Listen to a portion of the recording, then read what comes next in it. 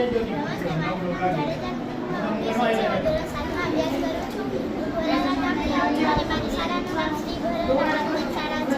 આજે હું તમને સોલાર સિસ્ટમથી ચાલતું માધ્યમ વિશે થોડુંક સમજાવીશ. આ સોલાર છે અને સોલાર એવી જગ્યાએ રાખવામાં આવે છે જ્યાં સૂર્યનો પ્રકાશ તેની પર પડે અને જ્યારે સૂર્યનો પ્રકાશ તેની પર પડે છે ત્યારે સોલાર માધ્યમથી ઊર્જા ઉત્પન્ન થાય છે અને જ્યારે સોલાર માધ્યમથી ઊર્જા ઉત્પન્ન થાય છે ત્યારે તેની બેટરીમાંથી વીજળીનો સંગ્રહ થાય છે અને જ્યારે તેની બેટરીમાંથી વીજળીનો સંગ્રહ થાય છે ત્યારે લાઇટો, પંખા, ટીવી, મોટર વગેરે ઇલેક્ટ્રિક વસ્તુઓ ચાલુ થાય છે.